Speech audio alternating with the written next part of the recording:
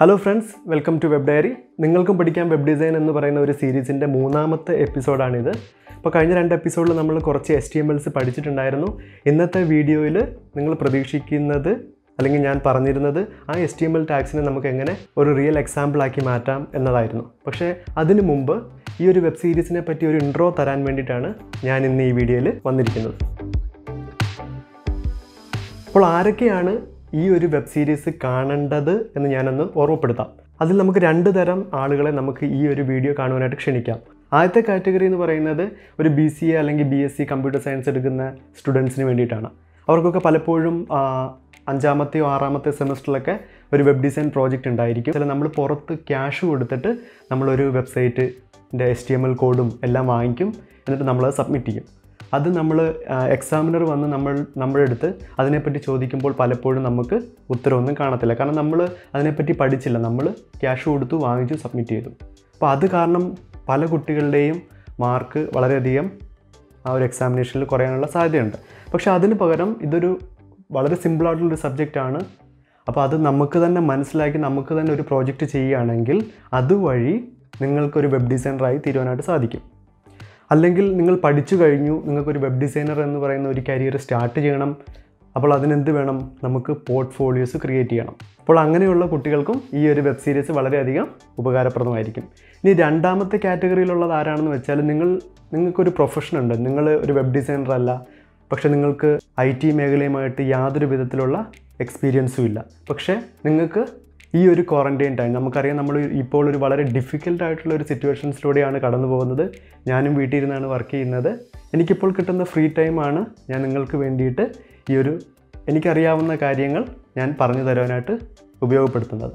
അപ്പോൾ അങ്ങനെയുള്ള ആളുകൾ ഉണ്ടാവും. കാരണം ഞാൻ വേറെ ഫീൽഡിലാണ് വർക്ക് ചെയ്യുന്നത്, പക്ഷേ എനിക്കൊരു സ്കിൽ സെറ്റ് കൂടി ഉണ്ടാവണം എന്ന് ആഗ്രഹിക്കുന്നവർക്ക് വേണ്ടിയിട്ടാണ് ഞാൻ ഈ ഒരു സീരീസ് ചെയ്യുന്നത്. അതാണ് രണ്ടാമത്തെ കാറ്റഗറിയിലുള്ള ആൾക്കാർ. കാരണം നിങ്ങൾ ശ്രദ്ധിച്ചാൽ മനസ്സിലാവും, മറ്റുള്ള വീഡിയോയിൽ നിന്ന് ഞാൻ വളരെ പതുക്കെയാണ് ഈ ഒരു സീരീസ് ചെയ്യുന്നത്. വളരെ ബേസിക്കായിട്ട് നമ്മുടെ റിയൽ വേൾഡിലുള്ള എക്സാമ്പിളൊക്കെ കണക്ട് ചെയ്തിട്ടാണ് ഈ ഒരു വീഡിയോ ചെയ്യുന്നത് തന്നെ. അപ്പോൾ അതുവഴി നിങ്ങൾക്ക് പെട്ടെന്ന് തന്നെ മനസ്സിലാക്കുവാനും സാധിക്കും.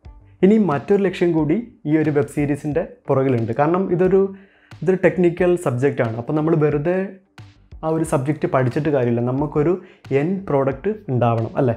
അപ്പോൾ ഞാൻ ഈ ഒരു വെബ് സീരീസ് കൊണ്ട് ഉദ്ദേശിക്കുന്നത് എന്താണെന്ന് വെച്ചാൽ, ഇത് സിമ്പിളായിട്ട് പറഞ്ഞാൽ ഇതുപോലൊരു CV ഉണ്ടാക്കുക എന്നുള്ളതാണ്.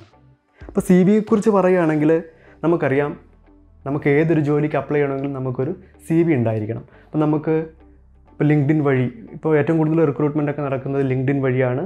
അപ്പോൾ അല്ലെങ്കിൽ വേറെ ഏതെങ്കിലും ഒരു സൈറ്റ് വഴി നമുക്കൊരു ജോലിക്ക് അപ്ലൈ ചെയ്യണം. അപ്പോൾ നമ്മൾ എന്ത് ചെയ്യും? നമ്മുടെ കമ്പ്യൂട്ടറിൽ പോയിട്ട് പലപ്പോഴും നമ്മൾ CV വേർഡിലോ അല്ലെങ്കിൽ അതുപോലുള്ള ഏതെങ്കിലും ഫോർമാറ്റിലായിരിക്കും കിടക്കുന്നത്. അത് നമ്മൾ ആവശ്യാനുസരണം എഡിറ്റ് ചെയ്തിട്ടാണ് നമ്മൾ അയച്ചു കൊടുക്കുന്നത്. അതിന് പകരം നിങ്ങൾക്ക് ഓൺലൈനിൽ ഇപ്പോൾ നിങ്ങളുടെ പേര് .com എന്ന് പറയുന്ന ഒരു സൈറ്റ് ഉണ്ടെന്നിരിക്കട്ടെ, നിങ്ങൾക്ക് സ്വന്തമായിട്ടൊരു സൈറ്റ് ഉണ്ടെന്നിരിക്കട്ടെ, നിങ്ങൾക്ക് ഏത് ഫീൽഡ് ആയിക്കോട്ടെ, നിങ്ങൾക്ക് സ്വന്തമായിട്ടൊരു സൈറ്റ് ഉണ്ട്. ആ സൈറ്റ് റെപ്രസെൻറ്റ് ചെയ്യുന്നത് നിങ്ങളെ തന്നെയാണ്, അതായത് നിങ്ങളുടെ CV ആണ്. അങ്ങനെയാണെങ്കിൽ നിങ്ങൾക്ക് വളരെ എളുപ്പം തന്നെ ആർക്ക് വേണമെങ്കിലും ആ ഒരു CV ഓൺലൈനിൽ തന്നെ നിങ്ങൾക്ക് ഷെയർ ചെയ്ത് കൊടുക്കാൻ പറ്റും, അല്ലേ? അപ്പോൾ ഇതൊരു വയർ ഫ്രെയിം മാത്രമാണ് കേട്ടോ. അതായത് നമ്മൾ എന്താണ്, നമ്മുടെ ചെറിയൊരു തോട്ട് ഞാൻ ജസ്റ്റ് വരച്ചെടുത്തിരിക്കുകയാണ്. എല്ലാ വെബ്സൈറ്റിൻ്റെയും തുടക്കം ഇങ്ങനൊരു വയർ ഫ്രെയിം തന്നെയായിരിക്കും. അപ്പം ഈ ഒരു വയർ ഫ്രെയിം നിങ്ങൾ ശ്രദ്ധിക്കുകയാണെങ്കിൽ നമ്മൾ കഴിഞ്ഞ ക്ലാസ്സിൽ പഠിച്ച ഭൂരിഭാഗം ടെക്സ്റ്റും ഇതിൽ തന്നെ ഉണ്ട്. അപ്പോൾ ഇത് നിങ്ങൾ ശ്രദ്ധിക്കുകയാണെങ്കിൽ കാണുവാൻ സാധിക്കും, നമുക്കിവിടെ ഇമേജ് എന്ന് പറയുന്ന ടാഗ് ഉണ്ട്. അത് വെച്ചിട്ട് നമുക്കൊരു ഇമേജിനെ വിളിക്കാം. അത് നമ്മൾ കഴിഞ്ഞ ക്ലാസ്സിൽ പഠിച്ചിട്ടുണ്ടായിരുന്നു. ഇനി നമുക്ക് H1 എന്ന് പറഞ്ഞിട്ടൊരു നെയിം ഉണ്ട്, H2 എന്ന് പറഞ്ഞിട്ട് പൊസിഷൻ ഉണ്ട്, S3 എന്ന് പറഞ്ഞിട്ട് അഡ്രസ്സ് ഉണ്ട്. അപ്പോൾ ഇതൊക്കെ നമ്മൾ കഴിഞ്ഞ ക്ലാസ്സിലൊക്കെ പഠിച്ച ടാഗാണ്, അല്ലേ? ഇനി നമ്മളിവിടെ ഒരു സെക്ഷൻ അല്ലെങ്കിൽ ഒരു ഡിവിഷൻ, അതിന് വേണ്ടിയിട്ട് നമ്മൾ div എന്ന് പറയുന്ന ടാഗാണ് യൂസ് ചെയ്യുന്നത്. അത് വെച്ചിട്ട് നമ്മൾ നമ്മുടെ ഒരു ആക്ച്വൽ പോർട്ട്ഫോളിയോ ക്രിയേറ്റ് ചെയ്യും. അപ്പോൾ അതിനകത്ത് നമ്മൾ ഒരു എബൌട്ട് സെക്ഷൻ കൊടുക്കും. പിന്നെ നമ്മുടെ ഒരു എഡ്യൂക്കേഷൻ ബാക്ക്ഗ്രൗണ്ട് നമുക്ക് ക്രിയേറ്റ് ചെയ്യാൻ പറ്റും HTML വെച്ചിട്ട്. പിന്നീട് നമുക്കൊരു ക്വാളിഫിക്കേഷൻസ്, അപ്പോൾ അതിനെ നമുക്ക് രണ്ടായിട്ടൊന്ന് ഡിവൈഡ് ചെയ്യാം. ഇപ്പോൾ കഴിഞ്ഞൊരു വീഡിയോയിൽ ഞാൻ പറഞ്ഞിട്ടുണ്ടായിരുന്നു, നമ്മൾ ഒരു ഫസ്റ്റ് ഡിവിഷനിൽ കയറുമ്പോൾ അവിടെ ആൺകുട്ടികൾ പെൺകുട്ടികൾ എന്ന് പറയുന്ന രണ്ട് സെക്ഷൻ ഉണ്ടാവും, അല്ലേ? അതുപോലെ നമുക്ക് നമ്മുടെ ഈ പോർട്ട്ഫോളിയോ നമുക്ക് രണ്ടായിട്ട് തിരിക്കാം. അതായത് ഒരു ലെഫ്റ്റിലൊരു സെക്ഷനും റൈറ്റിലൊരു സെക്ഷനും. അവിടെ എന്ത് വേണം എന്നുള്ളത് നമുക്ക് തീരുമാനിക്കാം കേട്ടോ.